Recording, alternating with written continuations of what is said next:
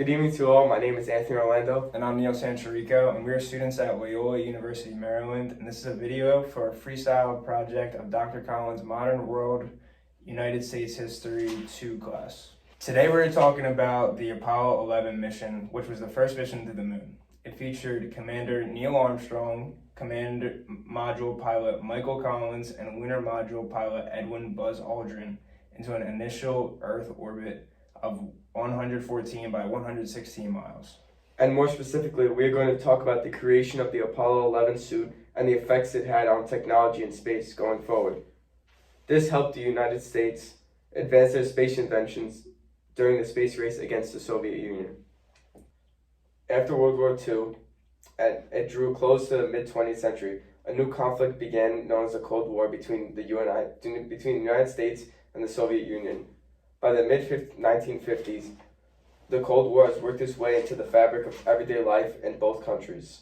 So pretty much we know that Russia and the US were big countries advancing in technology, and there was a growing threat of nuclear war. The technology that both countries had led to the space race, which was a competition between these two countries. Space was the next frontier for the two countries to conquer. Yeah, so obviously Russia struck first, and on October 4th, 1957, a Soviet R-7 intercontinental ballistic missile launched Sputnik, which was Russian for traveler, the world's first artificial satellite and the first man-made object to be placed onto Earth's orbit. The U.S. did not want to lose ground, so a year later they launched into space in 1958 with its own satellite, which was called Explorer-1. It was designed by the U.S. Army under the direction of rocket scientist Wernher von Braun. President Dwight D. Eisenhower signed a public order to create the National Aeronautics and Space Administration, also called NASA, a federal agency dedicated to space exploration. So as we know, a couple years passed and the Russians and Americans had gone back and forth, sending space probes, humans, and even chimps to space. However, none of these things were in orbit or any other planets. So therefore, both of these countries haven't really advanced in the past 5 to 6 years. So in the year 1962, when President John F. Kennedy becomes president, he made the promise to the U.S. that they would land a man on the moon. So JFK, on September 12, 1962, he made a speech trying to get people to promote the idea of Apollo 11. The first thing he says is, we choose to go to the moon in this decade and do the other things, not because they're easy, but because they're hard. That's obviously because going to the moon is not an easy task, especially for back then. And another big quote he said, we shall send to the moon 240,000 miles away, a giant rocket more than 300 feet tall on an untried mission to an unknown celestial body, and then return it safely to Earth. And this speech happened in 1962. Yeah. We had already been to space, but no one had ever gone to the moon. Mm-hmm. So this speech was made 7 years before the actual moon Yeah. landing, because the moon landing was in 1969.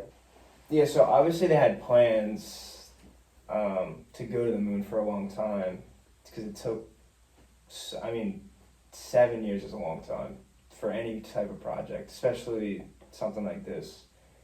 I would almost think it would take longer just to get to the moon with technology, and technology back then wasn't nearly as good as it is today. So the names for these suits that they wore for Apollo and Skylab spacesuits were Extra Vehicular Mobility Units, also called EMUs, which consisted of a pressure suit assembly, PSA, aka suit, and a portable life support system that was more commonly called the backpack. So the person who made the spacesuits from ILC Dover was Jean Wilson.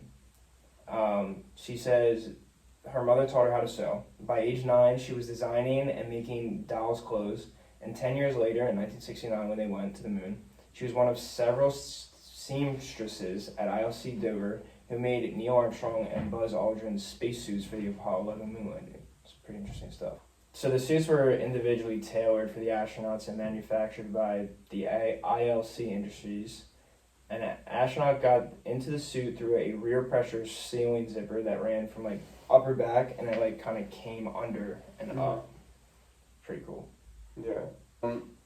Also, the astronauts obviously wore gloves and helmets, which were securely connected to the suits where the red metal rings in the suits were. So they're like the red metal rings were right here, and then the astronauts' overshoes, which were worn only on the moon, and portable life support systems were on the left of the lunar surface to reduce launch weight. So those were like on like your left side to reduce like the launch weight.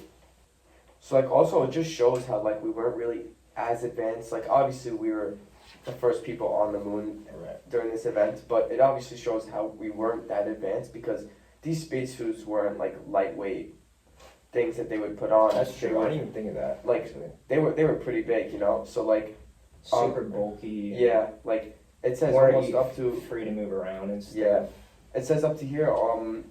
81 pounds is how much the suit weighed on Earth when the PLSS, which is the primary life support system, was attached.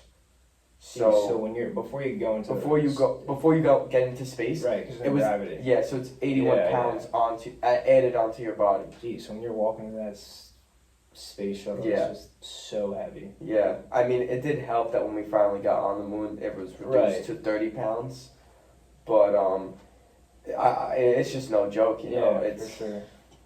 And but I also think it was pretty cool that the range of temperatures that the suit would protect against would go from negative 250 degrees Fahrenheit to 230 degrees Fahrenheit.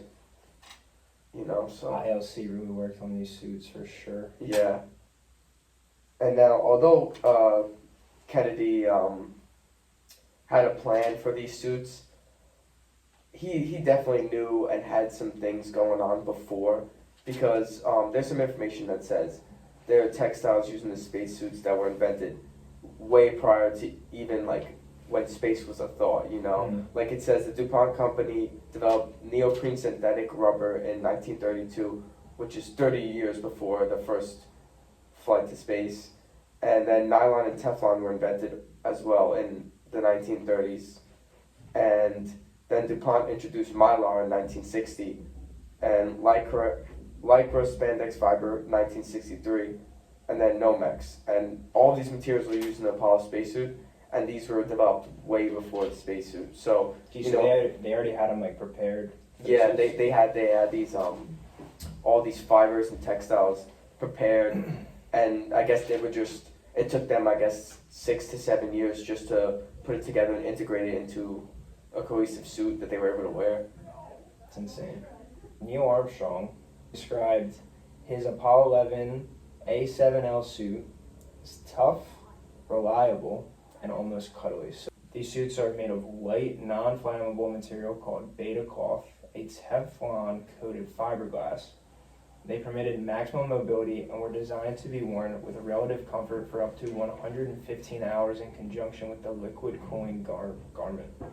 If necessary, they are also capable of being worn for 14 days in an unpressurized mode. It says the manned Apollo missions were each launched aboard a Saturn V rocket and remains the United States' largest and most powerful launch vehicle ever built. The Apollo spacecraft consisted of 3 components. It was a command module, a service module, and a lunar module. Together, this technology got Apollo astronauts to the moon and returned them home safely. So, Soviet Union got to this outer space first. Right. But the United States got to the moon first. So who do you think won this space race? I mean, I think we both agree that the United States won, but I wouldn't count Russia out because, although the United States were more effective with going to it, Russia could have, really sparked that for the USA, So I think obviously obviously USA didn't win it, but obviously Soviets didn't win the race, but they were the first one to have anything in space with the Sputnik in 1957. I think kind of like what you said. It's kind of how they responded to Soviet Union getting there first. They did it the next day. U.S. got to space in 1958, And then 11 years later in 69, they got to the moon, put the American flag right on there. Also, if you think about it in this way, Russia had some setbacks, True. and the Soviet Union's lunar landing program, they had to put a pause on it because there was eternal debate over the necessity and the untimely death of Sergei Korolev, who was the chief engineer of the space program, and he died in January of 1966. So, we may be looking at something different if he doesn't pass away. Yeah, you're right. So Neil Armstrong and Buzz Aldrin were the first two men to step on the moon. Mm-hmm. And that date was, they landed on July 20th, 1969. Mm-hmm. They left from Houston on July 16th. What was that? Yeah, I think it was July 16th. Yeah, it was July 16th. Mm-hmm. They left from Cape Canaveral Air Force Station Launch Complex 39A, Mm-hmm. which is now Kennedy Space Center. Yeah. The whole mission was 8 days, 3 hours, 18 minutes, and they even got down to seconds, 35 seconds. Space race concluded, obviously. The U.S. government and the Soviet Union both lost interest in the early 1970s. And in 1975, the joint Apollo-Soyuz mission, which sent 3 United States astronauts into space aboard an Apollo spacecraft that docked into orbit and then conjoined with the Soviet-made Soyuz vehicle. And the commanders of the two crafts officially greeted each other and had the infamous handshake in space, which is symbolized the improvement of the U.S.-Soviet relations, and which was almost the end of the Cold War. Thank you for watching our podcast. As Neil Armstrong said, this was the presentation of one small step for man and one giant leap for mankind. Thanks for watching. Thank you.